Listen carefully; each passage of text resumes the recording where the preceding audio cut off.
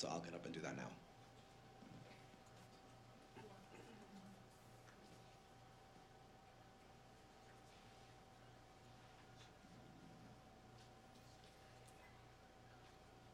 No, flat, that one. Take that one off. Yeah, you can pop that one off. There you go.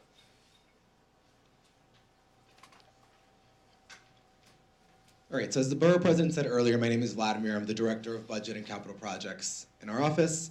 We're just gonna, if you don't have one, we're just gonna talk through it, but you're welcome to take one when you leave.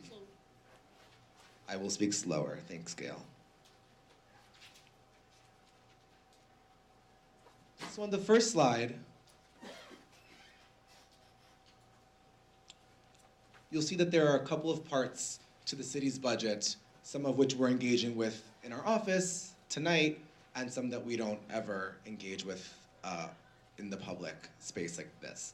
The first is the expense budget, and this is where the administration puts together what we think of as a budget. So for city agencies, to look at what they're going to be spending their money on. So in the expense budget is funding for teachers, for workers for the Department for the Aging. All the things that are government salary related, pensions, and operating expenses are in what's called the expense budget. Another part of the budget is the revenue budget. And this is takes into account all the money that the city is receiving, much of which is used to fund the above expense budget.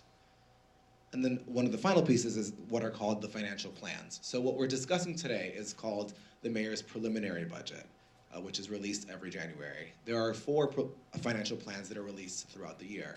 One is in January, one is in June, which is the adopted budget and the final document that we will use moving into the next fiscal year. There's one in September and one in November. They have very creative names. They're called the January plan, the September plan, and the November plan.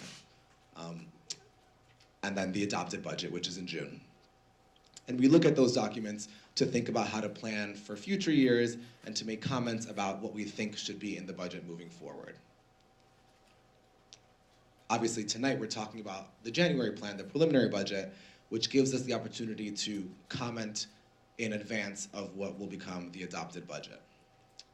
The next slide is what's called the capital budget. And the reason that has a separate slide is because the borough president's office is very engaged in providing capital funding. The capital budget provides for the physical infrastructure payments in the city. There is a slide that includes capital spending in the city, but it's in the billions of dollars every year. And then there are some bullet points about what constitutes a capital project. In our office, we give out millions and millions of dollars every year to organizations and to schools for capital funding. And the projects have to be at least $35,000, as you can see here. They have to have a certain amount of years of useful life. And there are some other requirements that are listed on here that you can just look at on your own time. So there are a couple of players involved in the city's budget. The first and the most important is the mayor. And as I said earlier, the mayor's team puts together what will become the adopted budget and all the financial plans. They get to decide how much is being allocated to every city agency and what things are put into those city agency budgets. They also will consider all of the comments that are made by the public, by the borough presidents, and by the city council as they're developing budgets moving forward. The second main player in the city's budget process is the city council. As with other things, the city council provides oversight over the administration, and in the budget that is no different. So when the mayor's team puts out the preliminary budget in January, the city council will respond with budget hearings throughout the month of preliminary budget hearings throughout the month of March. And then again, after the mayor's office puts out its executive budget, the city council will have executive budget hearings throughout the month of May. Throughout that time, the borough president will provide feedback to the city council and to the mayor's office about both of those documents. There are a couple places to look for information on the city's budget. One of them is the city council's website. which is listed here and in your packets that you have to take home. Another one is the New York City Independent Budget Office, which puts out reports pretty regularly about things that are in the budget, city policy, and their website is ibo.nyc.ny.us because they need to cover every single jurisdiction, clearly.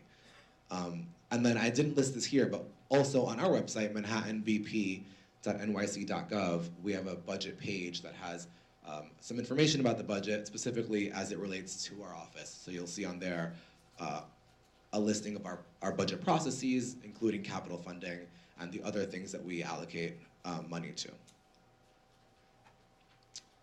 So this we pulled from the Office of Management and Budget's website, and these are just some highlights as the city's administration has listed that are in the 2018 budget.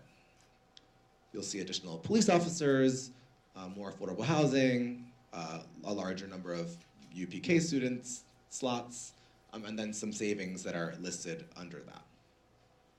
And as the borough president mentioned earlier, the city's budget is around $85 billion in the coming fiscal year, and that's up from around $82 billion last year. That's correct, right?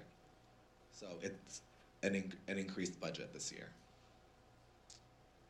This is an interesting slide. This is an idea of what $10 million of city dollars can buy you. Obviously, not all of those things together. Each one of those lines would be considered $10 million.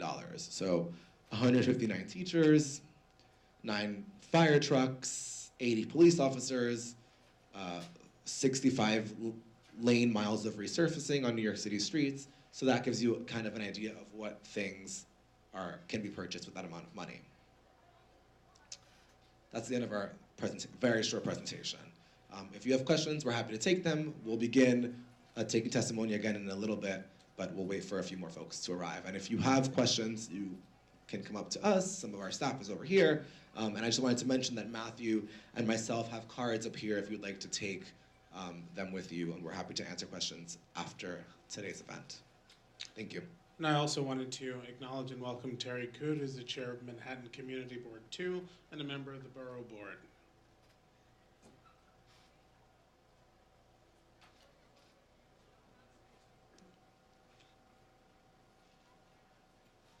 I did forget to mention, if anyone needs to use the restroom, there are restrooms in the back.